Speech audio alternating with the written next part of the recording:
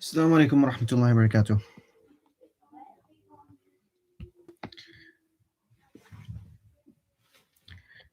Inshallah, tonight we'll be discussing Ramadan, the virtues, the blessings of Ramadan, and common questions that people have related to fasting. We'll also discuss Zakat and the common questions that people have about Zakat. What we need to understand is that Ramadan is a month of tremendous blessings, and the challenges come from a head-on collision between Ramadan and materialism, consumerism, hedonism that have unfortunately engulfed Muslim communities, Muslim societies.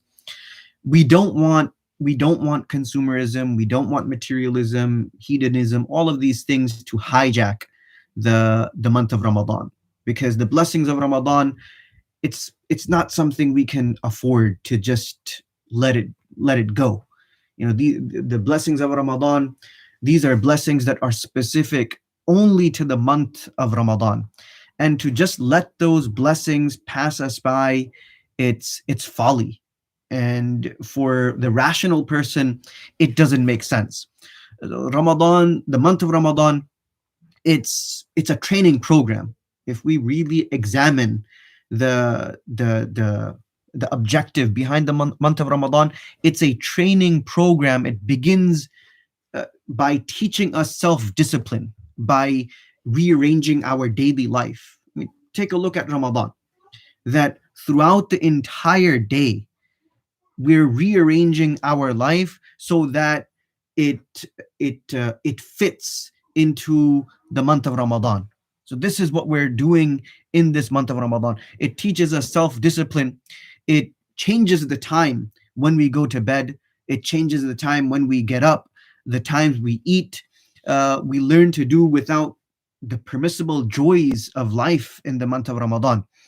And we're fasting throughout the entire day. We break our fast, and then what do? We rush for Maghrib Salah, because we know that Maghrib Salah, it cannot be delayed. If the Maghrib Salah is delayed too much, then that is aberrant and that is not permissible to delay it that much. And then after that, even an hour and a half later, 2 hours later, what are we doing? We're going to the masjid, we're performing Isha, we're performing Taraweeh. So this is a special time. What we need to understand, that the fara'id in the month of Ramadan, they are multiplied. The nawafil, they are equivalent to the fard. And with the scales of rewards so extraordinarily high during this month, it's just folly to waste these precious moments. These are 30 days which are extremely precious, and we don't get them throughout the rest of the year.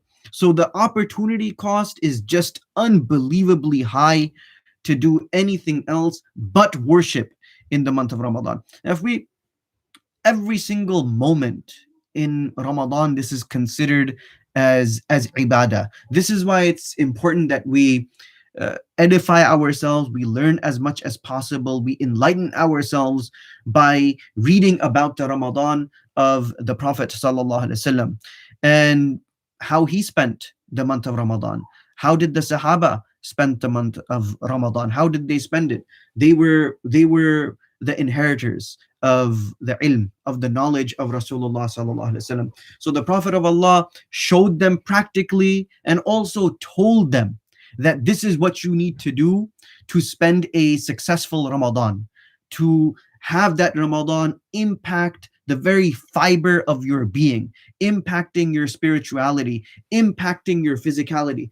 The month of Ramadan, not only does it benefit us from a metaphysical aspect, but it also benefits us from a physical aspect. So there is a lot of spirituality behind the month of Ramadan, but there's also physical benefit as well. The Prophet ﷺ mentions in a hadith, and physicians can also attest to this, that sumu tasihu, The hadith states, Sumu tasihu, that fast and you will get better, that you will be cured. So there's so many cures just by a person not consuming too much. This is just one of the secondary, tertiary benefits, whatever you want to call it, for the month of Ramadan when we're fasting. And this is not even, we're not even discussing the spiritual aspects, the spiritual impact that it has upon a person, that how it brings a person closer to Allah Azza wa Jal. So the month of Ramadan, it's not something that we can waste. Another thing to keep in mind is that we shouldn't become extravagant in the month of Ramadan. Extravagant in the sense that we spend so much time making different types of food, buying different types of food just so that we have an iftar that is tasty. I mean, that's fine and everything. There's nothing wrong with that. But our lives shouldn't be revolving around what we're going to be eating at iftar. This is a big issue in our communities nowadays, where people are just wondering, families are wondering that, what am I going to be eating? How am I going to break the fast? What am I going to break the fast with? And after I break the fast, what types of foods am I going to be consuming? So these are the concerns that people have today. And the fact of the matter is that yes, there's nothing wrong with that. We do want to enjoy.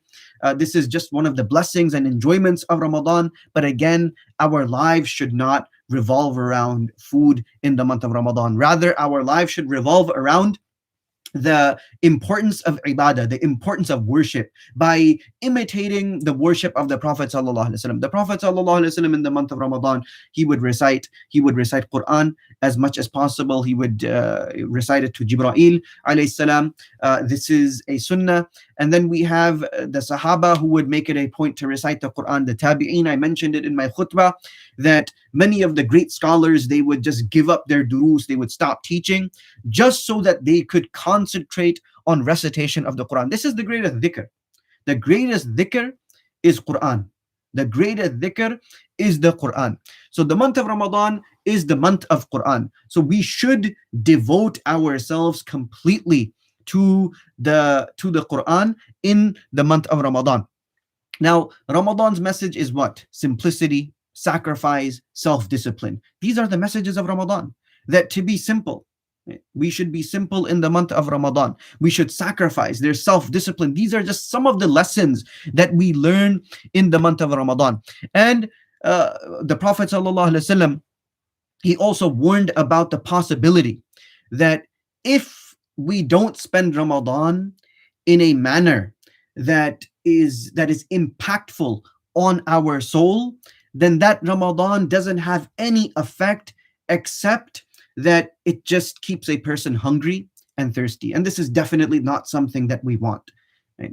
That we should be rewarded. There should be some spiritual reward to be gained by Allah subhanahu wa ta'ala by remaining hungry, by remaining thirsty throughout the entire day. I mentioned it in my khutbah that Jibreel alayhi salam cursed the person who finds Ramadan in a state of health and yet he doesn't use it to win freedom from the fire of Jahannam, right? Through acts of devotion, through worship. And there are sterner warnings than just this hadith. We have been forewarned by the Prophet ﷺ on more than one occasion about how important the month of Ramadan is, and that if we don't find forgiveness in the month of Ramadan, or if we don't do certain things in the month of Ramadan, then that person, woe to that person. I mean, these are the words that Rasulullah ﷺ has used. And our ears, our tongues, our eyes, our hearts should be totally committed to the fast by not seeing, hearing, or speaking haram things or thinking haram ideas. Honesty, truthfulness, and Allah consciousness, taqwa, should be our guiding values in the month of Ramadan. We should avoid all sorts of frivolities in the month of Ramadan, including the ones that are committed in the name of religion. Sometimes people are saying that, oh, you know what? When I'm on social media, what am I doing? I'm just spreading the deen. I'm spreading the deen, and there's nothing wrong with that. Well, the month of Ramadan is a very private thing between Allah and His servant. And this is something that we need to realize, that the month of Ramadan is a very private thing between Allah subhanahu wa ta'ala and his servant. So throughout the entire day, we are basically fasting solely for the sake of Allah. I mean, when we look at the fast itself, it's something completely unique, because no one really knows that we're fasting. And the Prophet ﷺ said in a hadith that Allah Azza wa Jal has mentioned in Hadith Qudsi that this person is fasting for me, wa ana adzi bihi. He's fasting for me.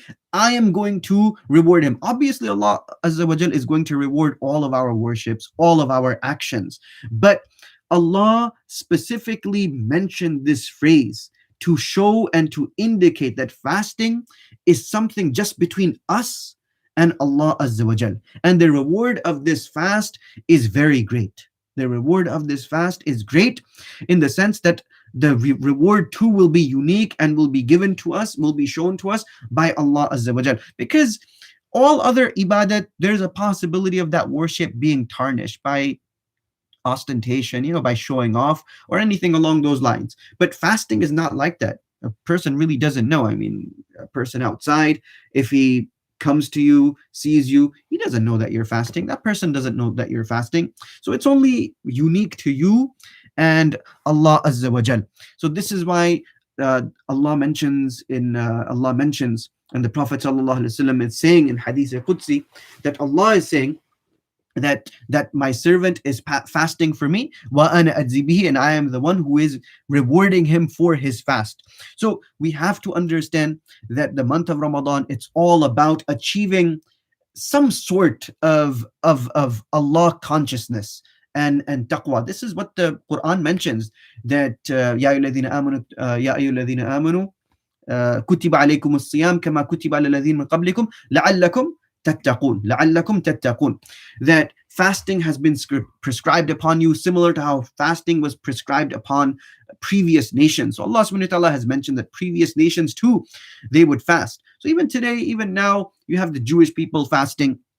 Their fast is on Yom Kippur. It's a little bit different, but previous nations, they too fasted. So it's not something specific and unique to our ummah. The previous ummah, they have fasted, and they have committed themselves and devoted themselves to Allah by fasting. So there is many spiritual benefits to be gained, and it's all about لَعَلَّكُمْ تَتَّقُونَ, what Allah Azza wa Jal mentions in the Quran, to achieve some sort of God consciousness. Because when a person achieves some sort of God consciousness, that person is going to be careful when it comes to sinning and disobeying the instructions and commands of Allah Azza wa Jal.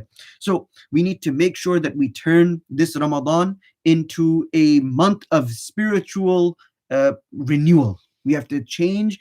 We have to turn this Ramadan into a month of spiritual renewal that will recharge our batteries of iman, faith, and taqwa, and prepare us basically for the for the next 11 months to face the world and the temptations of the world with moral fiber, moral uprightness for the next year or so.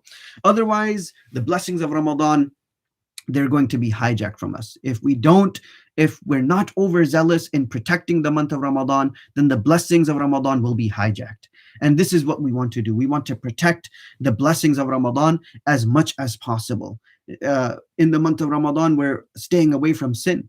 Throughout the entire day, we're staying away from sin in the month of Ramadan. So let's not waste the month of Ramadan. Come up with a schedule throughout the entire day.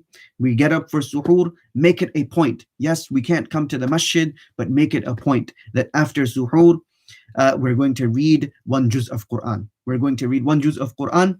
After we read our Quran, after we read Fajr in Jama'ah. Try to read Fajr in Jama'ah. Then after reading Fajr in Jama'ah, make long dua, because any dua that is made after Fard, this is accepted. It comes in Hadith in Tirmidhi, where the Prophet ﷺ says that when a Sahabi inquired that ayyu dua asma, that which dua is a dua which Allah readily accepts. So the Prophet ﷺ said that the dua that is made dubra salawat al-maktubat, the dua that is made after the fard salat. That dua is accepted by Allah Azza wa Jal, and the dua that is made in the latter portion of the night, Jawful Layl. So the latter portion of the night. So specifically the tahajjud time. This is when du'as are readily accepted by Allah Azza wa Jal. So it's a very maqbool time. It's mustajab that du'as are accepted. So make it a point that after fard salah, we make du'a. Another thing that I forget is that since we are home, we should not forget the adhan. We should not forget the adhan. The adhan, giving adhan and iqama, this is sunnah. So if we're offering congregational prayers at home, then we should keep in mind that one person should give the adhan, and when we get up to offer salat in congregation, then give iqama. Right? Give iqama. Make our masjids. This is the opportunity to make our masjids. Make our homes a masjid. So we can't come to the masjid, but the least we can do is make our homes into a makeshift temporary masjid. After that, after we offer our prayer and everything, then go to sleep for a little bit. That too is ibadah. Rest up a little bit. If we have work, then go with the intention that when we go for work, that we are doing it because this is the instruction, this is the command of Allah Azza wa Jal. Allah subhanahu wa ta'ala says, وَابْتَغُوا مِنْ فَضْلِ اللَّهِ, that go and search for the favors and bounties of Allah Azza wa Jal. So go and search for the favors and bounties of Allah Azza wa Jal by working, that I'm doing this because this is the command and instruction of Allah. So in this way, when we return from work, after we return from work, we come back, we recite some more Quran, and the time before iftar, rather than concentrating on the food that's sitting in front of us, we should be fervently making dua at that time, because it comes in hadith. It comes in the hadith of the Prophet ﷺ that any dua that is made before the iftar, that's dua mustajab. That is a dua which is accepted.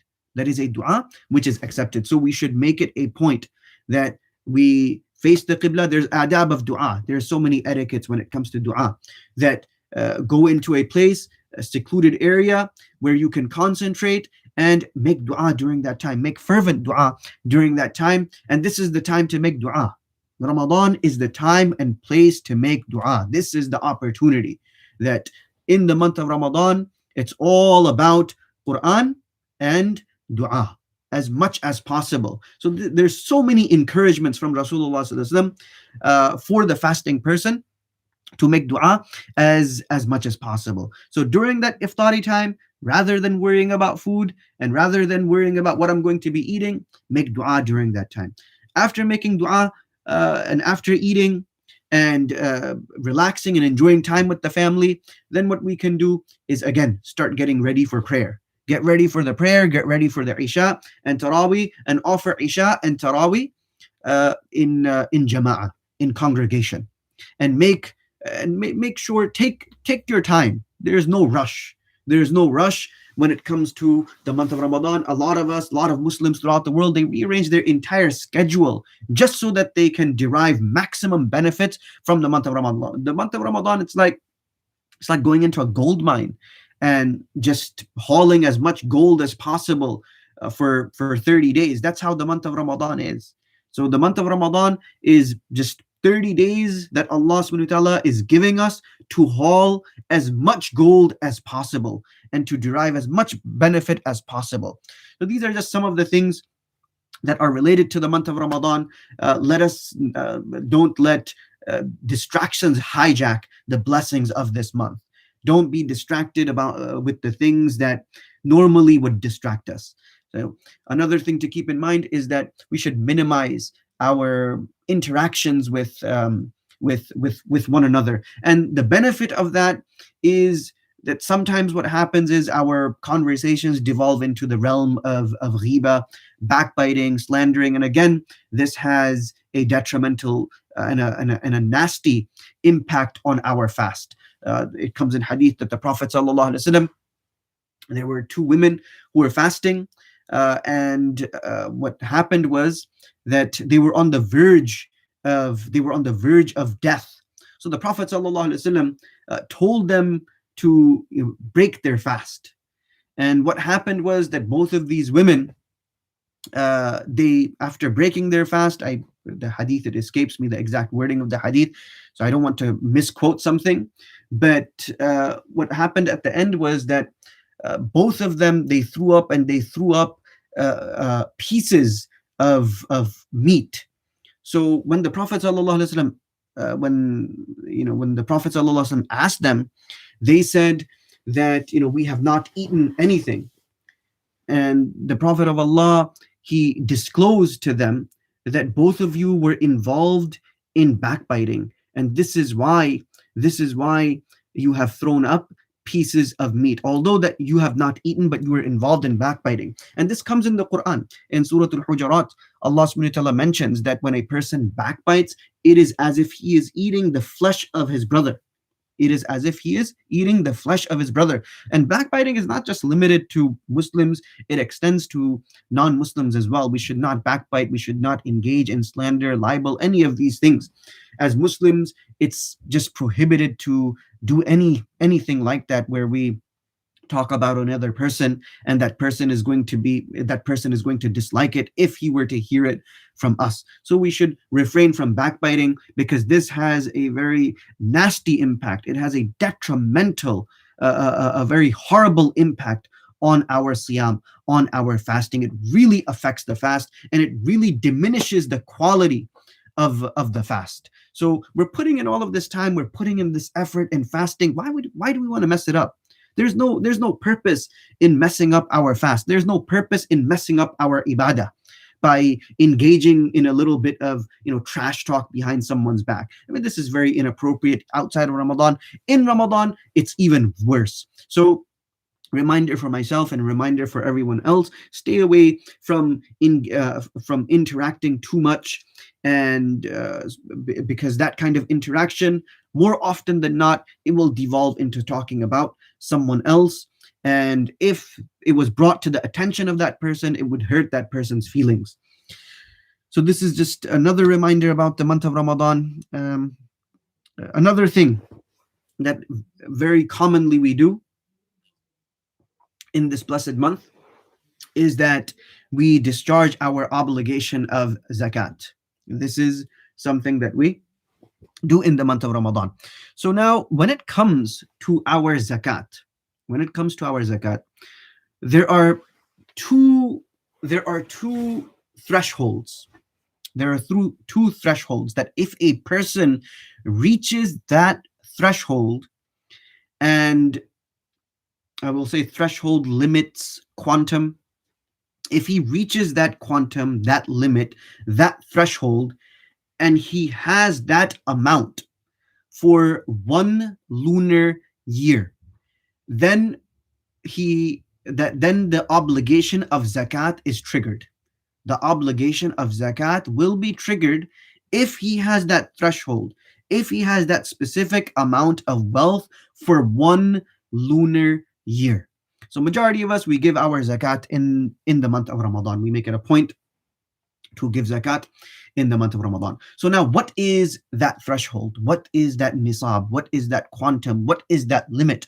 So the limit and quantum, nisab, threshold, whatever you want to call it, is 87 grams of gold. So if a person has 87 grams of gold, which works out to be, I don't know what gold prices are nowadays, but I think last I checked, it was between $45, $50. Someone can check on goldprices.com. So per gram, whatever the gold prices are, it's probably between 3,500 to 4,000, if not more. That would be the threshold. So if a person is in possession of, let's say, $4,000 for 1 lunar year, then zakat is triggered. Zakat is going to be triggered. And you have to discharge 2.5%. So 1/40th, that's what comes in hadith, which works out to be 2.5%.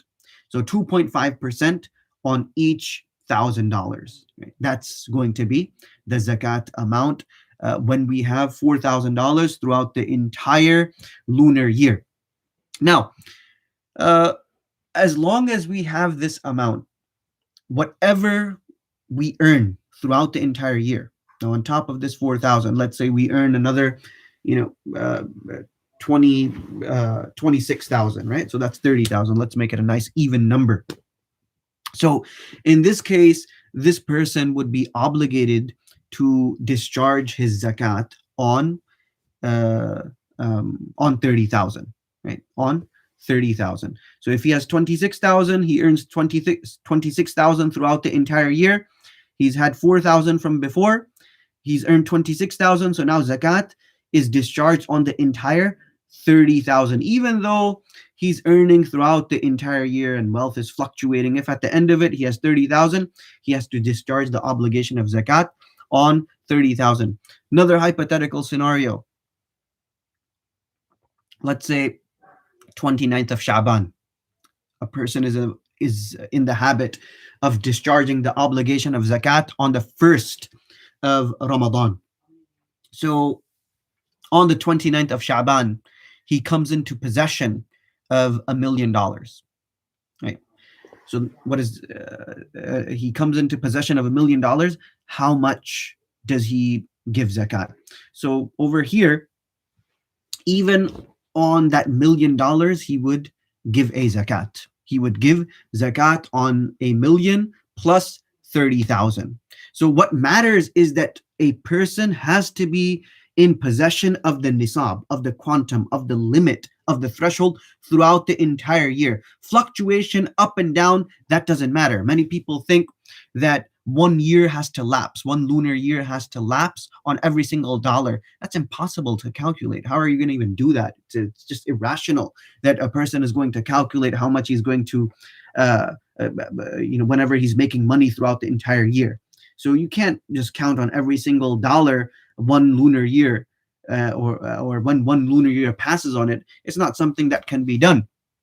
So the easiest way is that, and this is what the texts say, that as long as a person is in possession of the nisab, so and the nisab being 87 grams of gold or its equivalent in cash, then he has to give zakat. He has to give zakat on that, and whatever he has earned on above that, above and beyond that.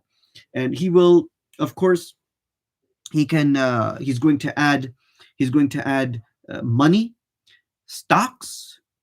He's going to add gold and silver, jewelry, and he is going to subtract liabilities. So liabilities such as a person has a mortgage, right? So he can subtract the mortgage for 1 year, and that would be considered a liability. If a person has a car payment, so he can subtract that for the entire year, right? Because if we take the entire mortgage, nobody's going to pay zakat. No one is going to pay zakat if we take the entire mortgage. A person has $100,000 sitting in his bank, and if his mortgage for 30 years is 500,000, he's never going to give zakat for next couple of years. So the mortgage of 1 year will be considered that person's liabilities. So whatever, for example, bills, bill payments, electricity bill for that month, uh, whatever bills. If a person has a business, he has to pay his employees.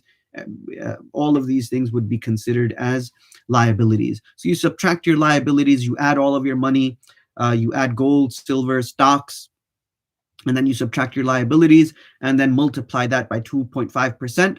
You multiply that by 0.025, and you have your zakat amount. Very simple way to calculate zakat. This is not something Shariat. People think it's complicated. It's very simple. When it comes to worship, things are very simple, and it doesn't take much to calculate zakat. So this covers just a question about zakat. Let's see, what questions do we have? Okay. Let me see.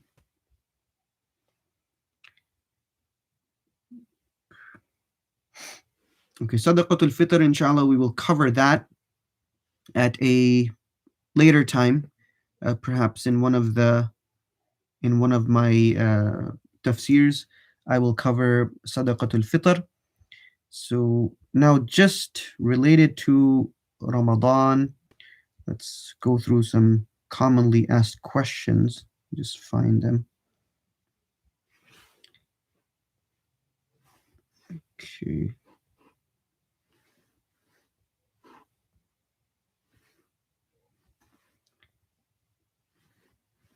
Okay. So a person who is traveling in the month of Ramadan, does he have to fast? So a person who's a traveler doesn't need to fast. A person who is a traveler does not need to fast. Now, there is some detail over here when it comes to fasting in the month of Ramadan.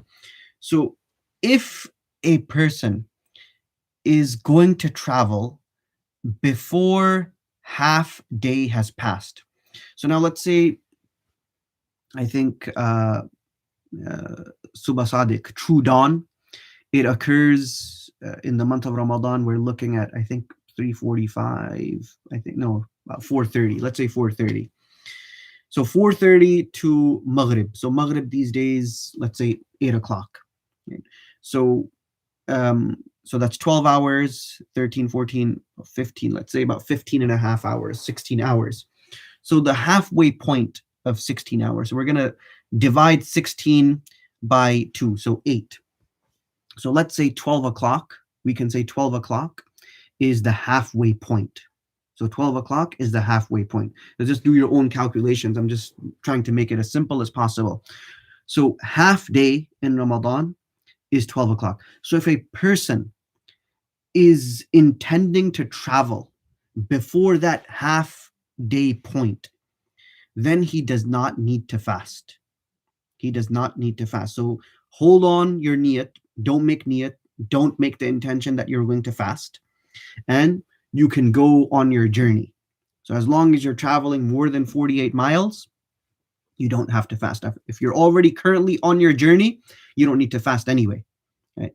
Because this will cause a lot of weakness, and it's just difficult to. And nowadays, I don't even think anybody's in the position, considering what's going on in the world. But just in case, hypothetical scenario, if a person decides to travel before that half day point, then he does not need to fast. Just hold off on your niyyah, hold off on your intention. Don't make intention of fasting at suhoor, because if you do intend to travel before 12 o'clock, and again, this is an example for those people who are tuning in. If you don't, if you're intending to travel before 12, then you don't need to fast. However, if you intend to travel after the halfway point in the month of Ramadan, then you have to keep a fast. Then you will fast from suhoor. You will have to keep that fast. It's wajib to keep that fast. If for any reason a person did not keep the fast, he will have to do qada of that fast. He will make up that fast at a later time. And let's say if a person starts his fast and then goes on a journey, but then during the journey, he gets tired, he starts getting headaches. And so, what should he do? Can he break his fast? Yes, absolutely. He can break his fast. He will do qada. There's no kafara, there's no expiation. And the fast he will make it up at a later time and a later date. So, hopefully, with that, that answers that question. Let's see what other questions we have over here. Okay, Dr. Hadi asked. Okay, Laylatul Qadr.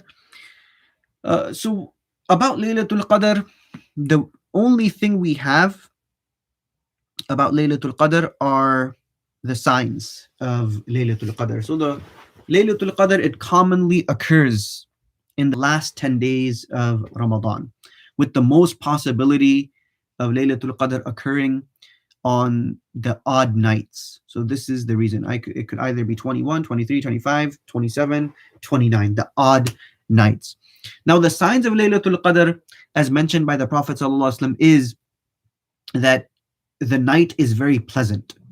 The night is going to be very pleasant, clear skies. It's not too hot, not too cold, and the sun, when it rises, it will rise without any rays. Right? So it rises and there's light, but there aren't any rays of the sun. So this is the sign that that was the night of Qadr. That was the night of Qadr, Laylatul Qadr. This is all that's mentioned in the hadith. The hadith is in Musnad Ahmad. The hadith, for those who are interested in references, the hadith is in Musnad Ahmad, and it's an authentic hadith. So the best way, I would say, to get Laylatul Qadr without exerting yourself too much, because Ramadan, the days are still a little bit long, and towards the end, a person is losing steam, which is, we're human beings after all, and we do have our weaknesses, we do have our deficiencies. So I would say the best thing to do to get Laylatul Qadr is offer Fajr and Isha with Jama'ah, with congregation on the last 10 nights. Make it a point to do that. Recite some Quran, do some dhikr, get up for tahajjud, and make dua during that time, and do salatul tasbih, tasbih, and you got the fadila, the benefits, the rewards of Laylatul Qadr. Let's keep it simple. This is simple format for ibadah. Sleep with wudu, dhikr, salatul tasbih, offering Fajr and Isha with congregation, and inshallah you will have attained the benefits and the rewards of Laylatul Qadr. Okay. Are there any other questions now?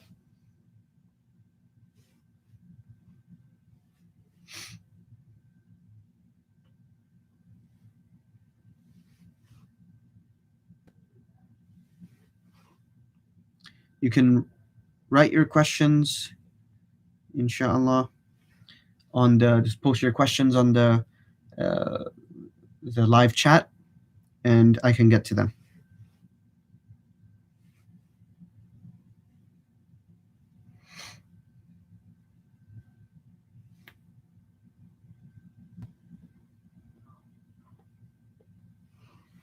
I believe this year it's going to be difficult for the masajid to host i'tikaf. So, inshallah, i'tikaf can be performed at home, because the masjids will be closed, looks like. And I believe this, inshallah, Allah subhanahu wa ta'ala makes it easy for all of us, and Allah removes these difficulties from our midst, and the masjids reopen. But at the moment, it seems that the masjid will be closed at the least for the first half of Ramadan. Allah subhanahu wa ta'ala make it easy for us all, and that the masjids open in Ramadan. But we shouldn't become disheartened by this. Alhamdulillah, our relationship with Allah is not a relationship which is just through congregation and congregational prayers. Our relationship with Allah is through solitary worship as well. So we can worship Allah Azza wa Jal in solitude, and that is the best worship, because that is furthest from ostentation and showing off. This is the best worship, the worship where other people, they can't see, they don't know what a person is doing. This is why the sadaqah which is given in secret, it's the best sadaqah, because there's an entire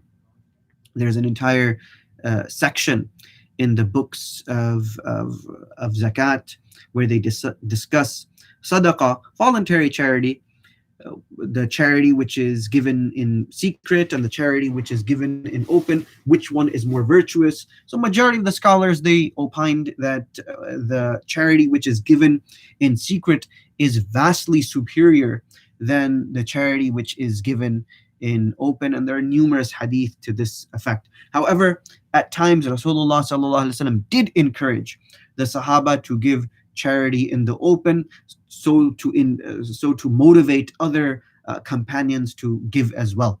So this is the reason why you have this difference of opinion amongst classical scholars as to what type of charity is more better. So I guess it just depends on the time and place, as they say in Urdu, moka shanas.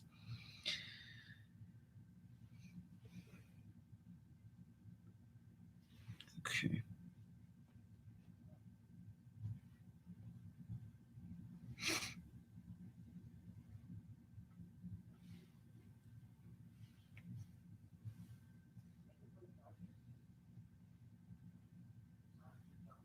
Okay, let's see. Any questions about zakat, fasting, whatever questions brothers and sisters may have, now is the time, inshallah, to ask.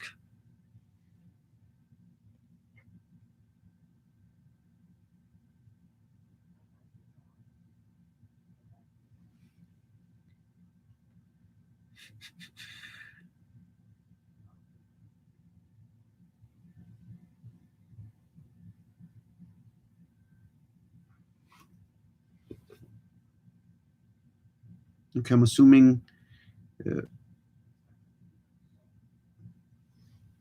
I'm assuming people don't have questions right now. So it was only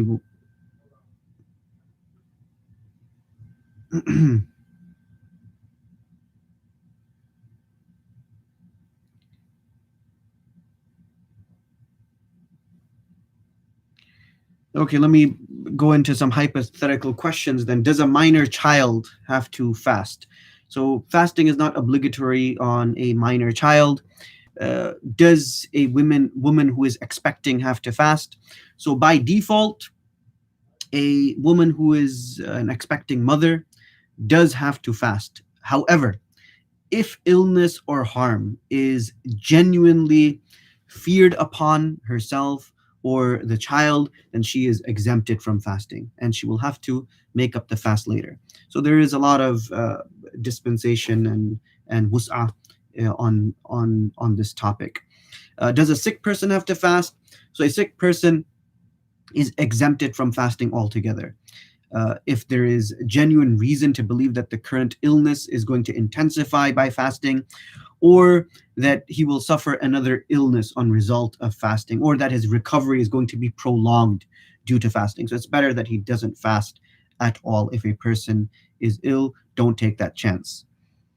Now, what about traveling? Okay, I've covered traveling.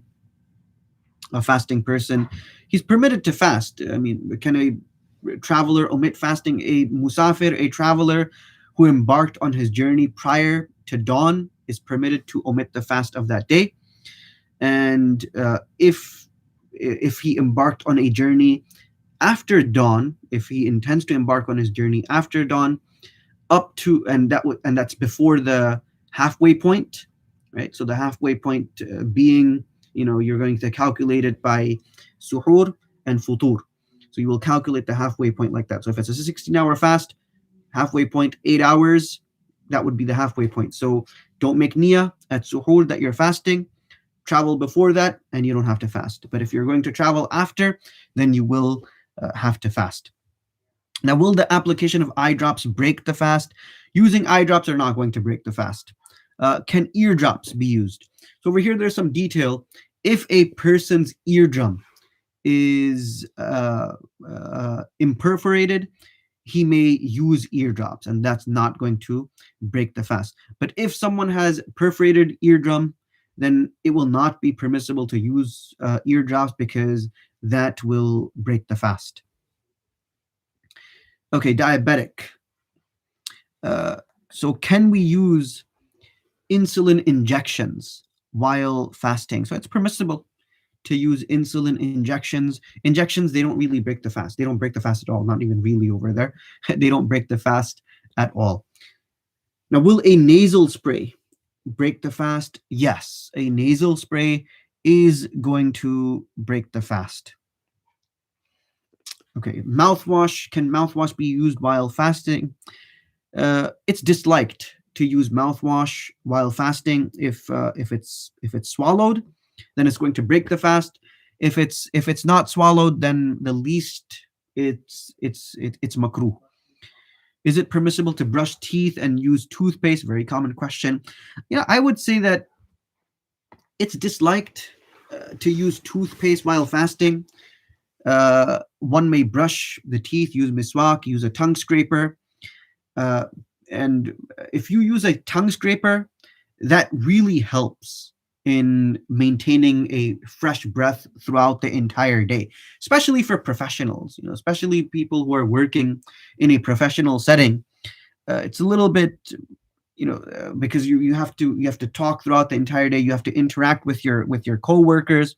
So in this kind of situation, perhaps there is some scope and dispensation to use a little bit of toothpaste just to freshen the breath. But I think the best thing to do is use a tongue scraper as much as possible. Use miswak, so in this way you have your breath is fresh throughout the entire day.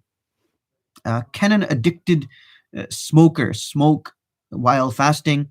If a person is addicted, I mean that's a bad enough thing already, but it's not permitted to smoke while fasting. Smoking, it will result in qada and kafara. So a smoker, I would say, use a nicotine patch or something. So in this way, your fast is protected and preserved. I don't see any questions.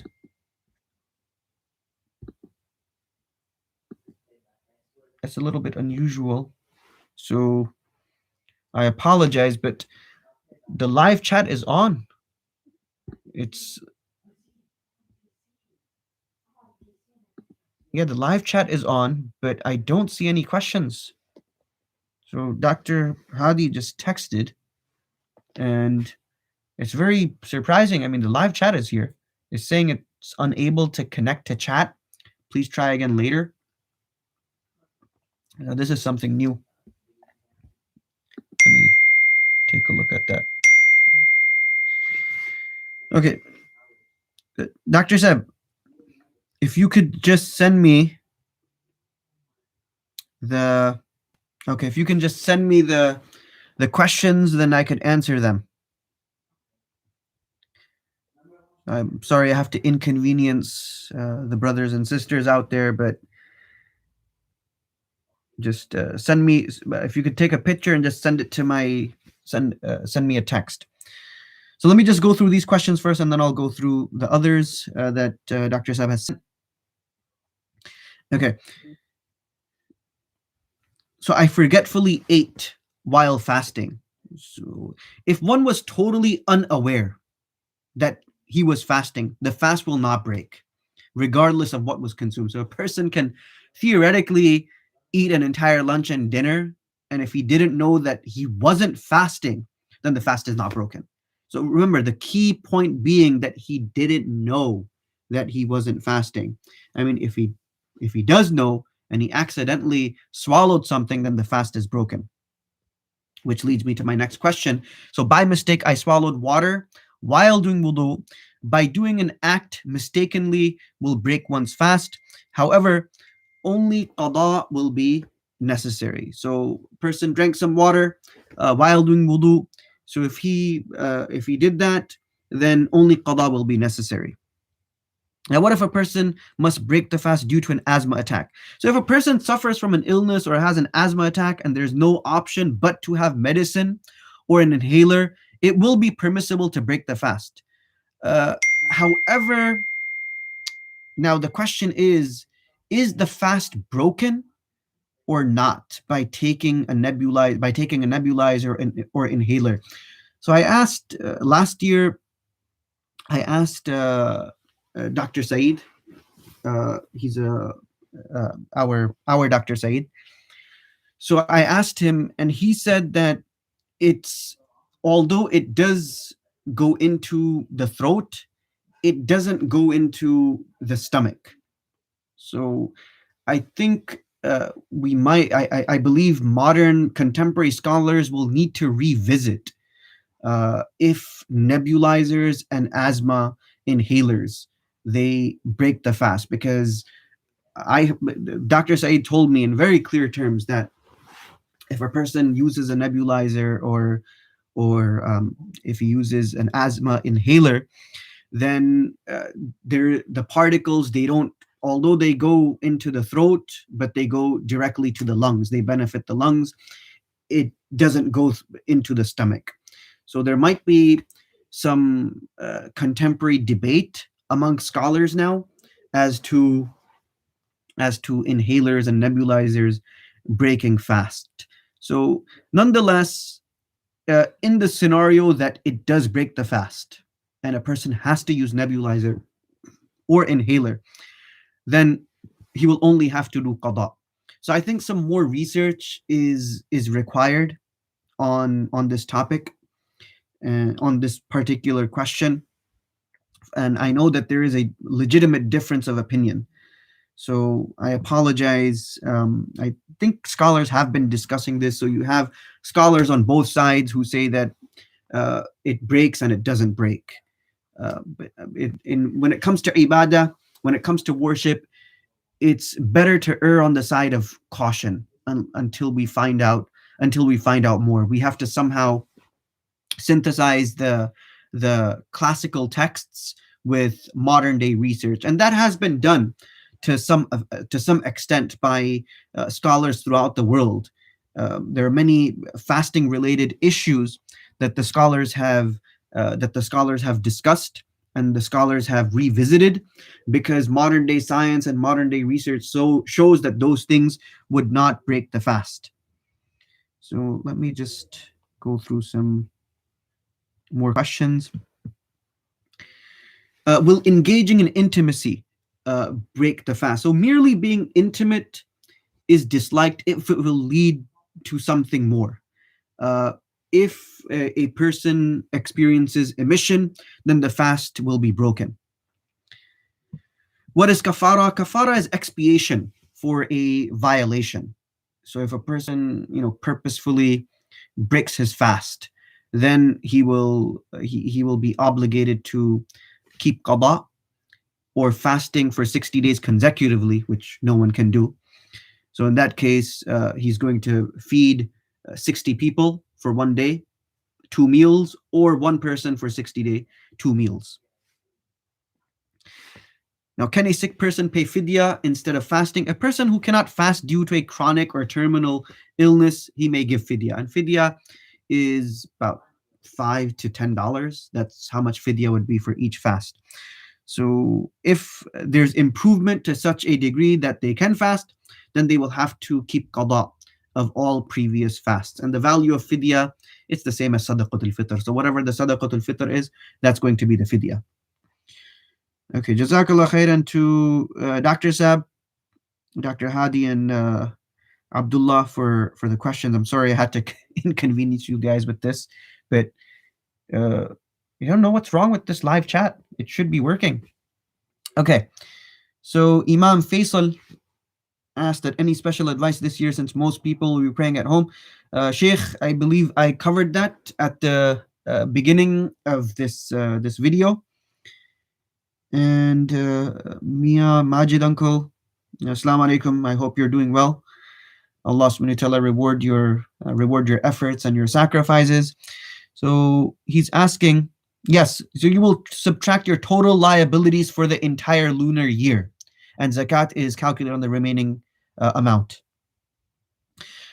Brother Abdullah Shahani, he's asking that can you lead your wife or your other mahram women in salah if there's not other men praying with you in jama'ah? Yes, absolutely. Absolutely, you're allowed to. There's nothing wrong with that. They're going to stand one saf behind you. They will stand one saf behind you. Jazakallah khairan. Allah subhanahu wa ta'ala reward you, brother Majid uncle. Allah subhanahu wa ta'ala accept your i'tikaf. Allah subhanahu wa ta'ala accept your worship. Allah subhanahu wa ta'ala accept all of our pious efforts in out of the month of Ramadan and within the month of Ramadan. Okay, the day starts at night. Dr. Hadi is asking, the day starts at night. So should we pray on an even day night? Night of the day of the 20th is before 20. Yes, absolutely.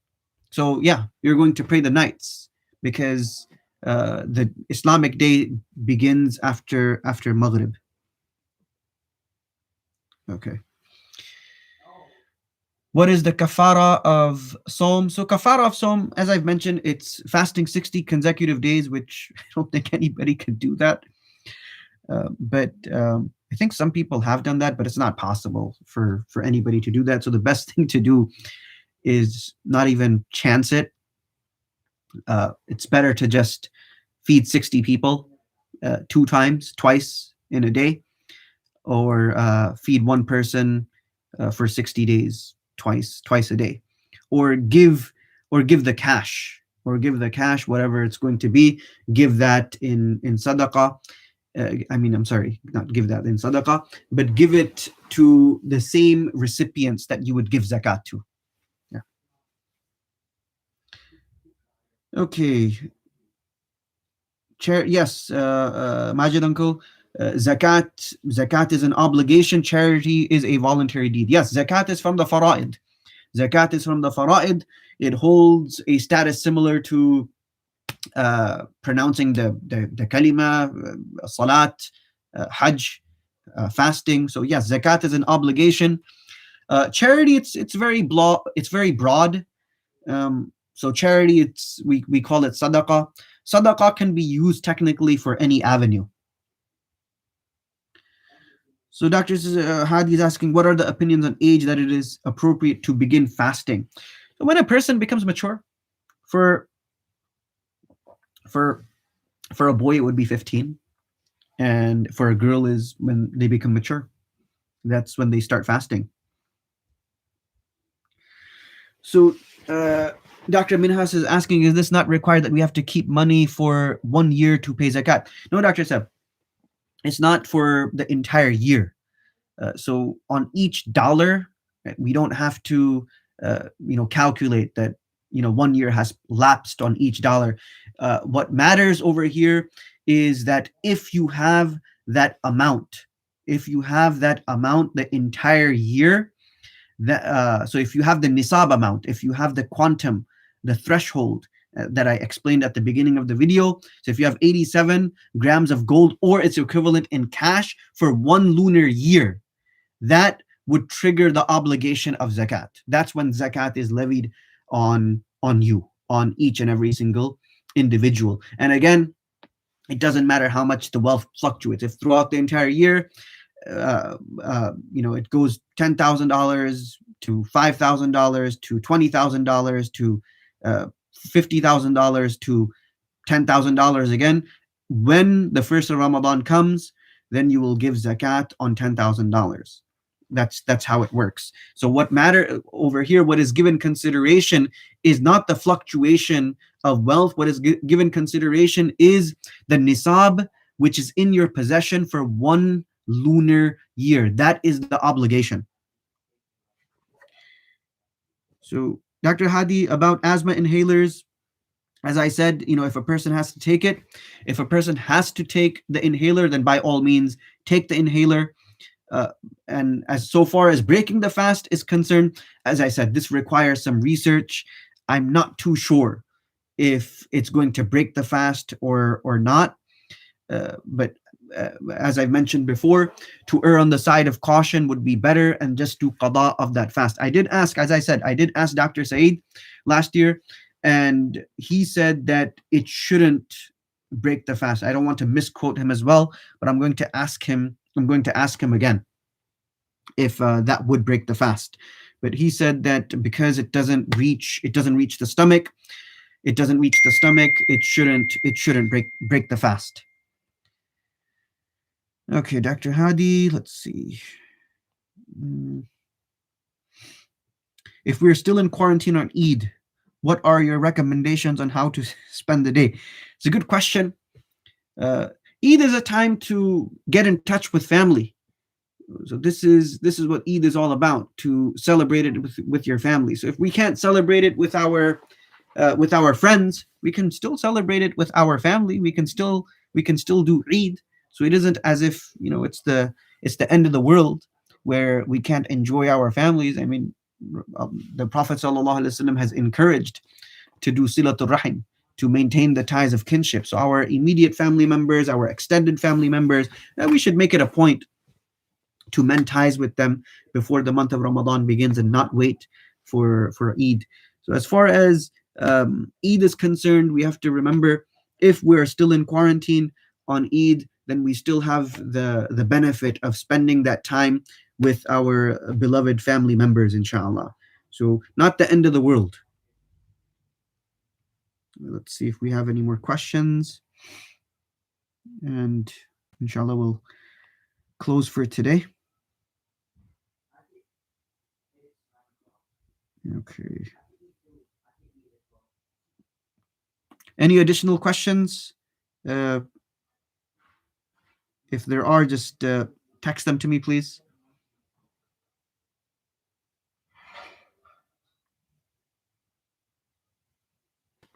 Okay. So I have over here, this was compiled by Mufti Rafi Usmani in Darul Karachi, where he discusses medical interventions and their rulings. So before, Dr. Hadi, I know you sent a question right now. Before I get into that, let me just go through this. So oral medication that is swallowed, this invalidates the fast. Sublingual, I think that's how it's pronounced, sublingual, under the tongue, so spray or tablet, it doesn't affect the fast. Okay. Oral inhaler, asthma. So according to Mufti Rafi Saab of Darul Karachi, it invalidates the fast. But as I said, contemporary scholars are still discussing this. And his reasoning is that the medication reaches the throat, which is a cavity of consequence, and possibly further down the digestive tract via the mouth, so orifice of consequence. Concentrated oxygen, no effect. It doesn't break the fast. Nebulizer, again, same ruling as oral inhaler. Dental treatment without swallowing doesn't affect the fast. Medical endotracheal intubation, I'm not sure if I'm pronouncing that right. That would invalidate the fast. Uh, broncho, Dr. Hadi, I don't know how to pronounce this, but it's BronchoalVeolar, lavage. So it invalidates the fast. Apparently, this procedure involved the insertion of a lubricated bronchoscope through the mouth or nose into the lungs and the installation at subsequent removal of fluid, whilst the bronchoscope itself does not invalidate the fast, nor the fluid installed into the lungs, as the lungs are not a cavity of consequence. The lubrication used to facilitate passage of the bronchoscope reaches a cavity of consequence, throat, via an orifice of consequence. So that would invalidate the fast. Whatever this pronunciation is, forgive me. I'm not. I have not studied biology to this degree. Nasal medication invalidates the fast because, again, it has the same ruling as oral inhaler and nebulizer. Nasal medication, nasal inhaler, both have the same ruling, invalidates the fast. Intravitreal via the eye, it has no effect. Any residue that may reach the throat is not via an orifice of consequence. Ear drops, so perforated tympanic membrane invalidates the fast. Eardrops, intact tympanic membrane, it has no effect. Rectal pessaries invalidates the fast. Uh, Infusion into urethra, no effect on the fast. Endoscopy invalidates fast. It invalidates the fast. So there's some detail over here. If an endoscopy involves the insertion of a lubricated endoscope into the gastrointestinal tract, it will invalidate fast. Whilst the endoscope itself does not invalidate the fast, the lubrication used to facilitate passage of the bronchoscope reaches a cavity of consequence via an orifice of consequence. So the cavity of consequence and orifice of consequence is how the classical scholars have defined that the fast would be broken if a person takes in something to that degree. This also includes procedures such as gastroscopy, colonoscopy, sigmoidoscopy, enteroscopy. Again, I apologize to the physicians if I'm butchering the words. Equally, if the endoscope is used to apply medication to gastrointestinal tract, it will invalidate fast. However, if the lubricated endoscope is inserted through an orifice of no consequence into a cavity of no consequence, such as in the uh, gynoscopy or by surgical incision into a cavity of no consequence, such as the abdominal or pelvic cavity, laparoscopy, or the interior of a joint, arthroscopy, the fast will not be affected. So that's the detail for endoscopy. Then we have intravenous, intramuscular, intracardiac, intraosseous, intraosseous, into bone marrow, intradermal into skin, and subcutaneous beneath the skin injection. So no effect. Intracerebral injection, no effect. Epicutaneous onto skin, no effect. Periodontal dialysis, no effect. Hemodialysis, no effect. Epidural analgesia, no effect. Intravesicular, uh, no effect. Bladder, so this is a bladder medication. Gastrostomy invalidates the fast. Jeju, I don't know what this is. Jejunostomy invalidates the fast. Nasogastric intubation invalidates the fast. Transdermal patch, nicotine, nitroglycerine for angina, no effect. So all of these things, there's an entire tract that Mufti Rafi Sahib he wrote in Urdu, which has been translated in English and uh, in Arabic. So all of these things that I mentioned, let's go through them again. I apologize to our physicians for butchering these medical terms and medical jargon. Okay, if a Muslim dies, what should their relatives do if their fasts were pending? So if their fasts were pending, they would give fidya on that person's behalf. He doesn't have to keep fast on his behalf. He will give fidya on his behalf. So this is just something specific to Hajj. If a person has not performed the Hajj, then you will do Hajj Badal on that person's behalf. As far as anything else is concerned, if there's outstanding salat, outstanding fasts, then yes, he's going to that person is going to give fidya. Okay, let's see. Sheikh Faisal Ahmed, Sheikh Faisal had asked. Okay.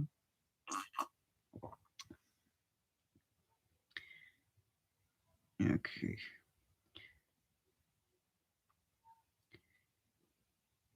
Okay, someone asked that are M&M's halal?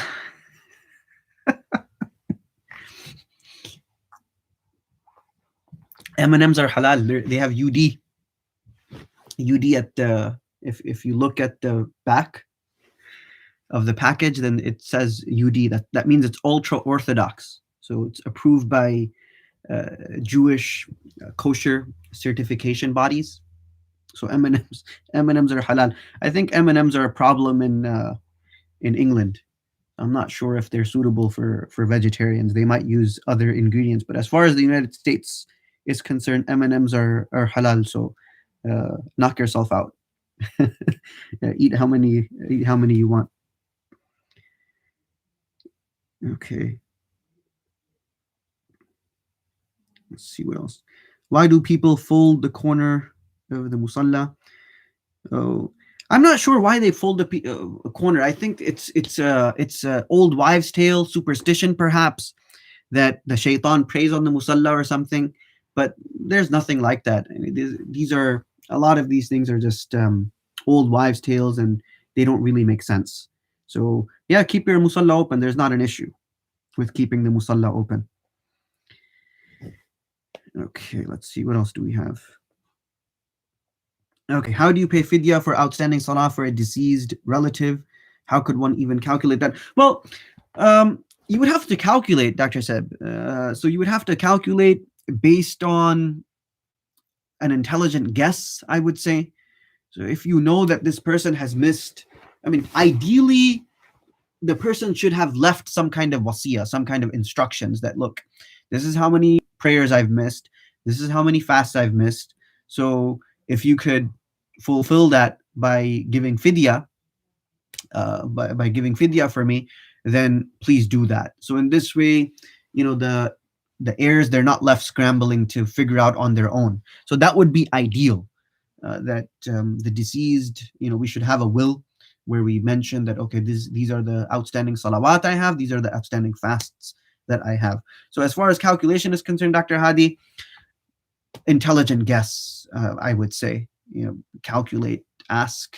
This would be the best. If that's not possible, just any number, random number, I guess. I mean, whatever a person can give.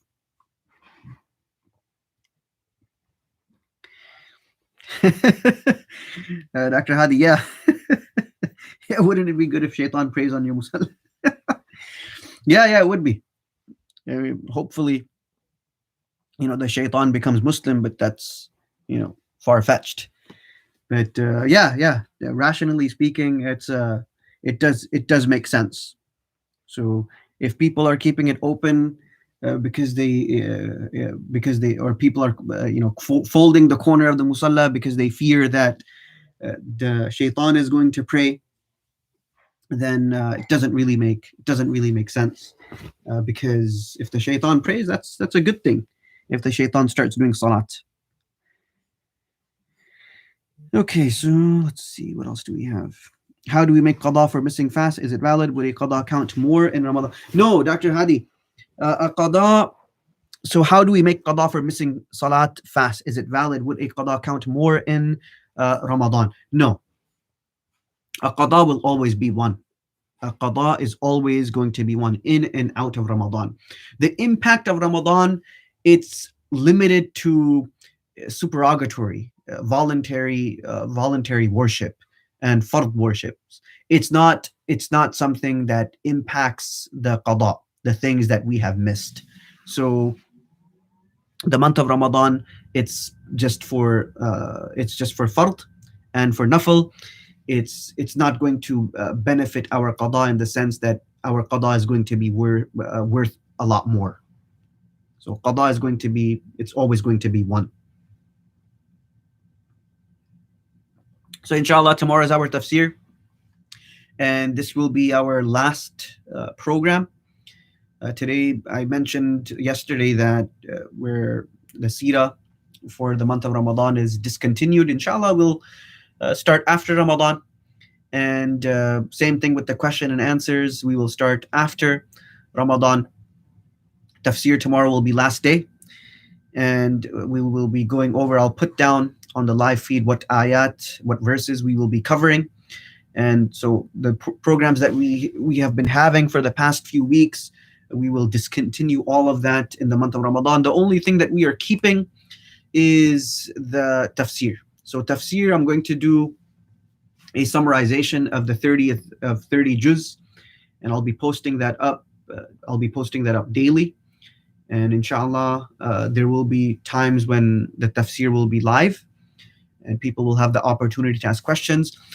If there are any questions, inshallah, then you could directly message me. You could send me a Facebook message, and I'll answer your questions to the best of my ability. So we will stop for today. Jazakumullah khairan to everybody who stopped by. Allah subhanahu wa ta'ala reward you all. Allah subhanahu wa ta'ala protect us, our families. Allah subhanahu wa ta'ala reward those who are serving humanity. And Allah subhanahu wa ta'ala remove this pandemic from our midst. And so that, inshallah, we could start coming to the masjid and things get back to normal. Inshallah. Jazakumullah khairan. Assalamu alaikum.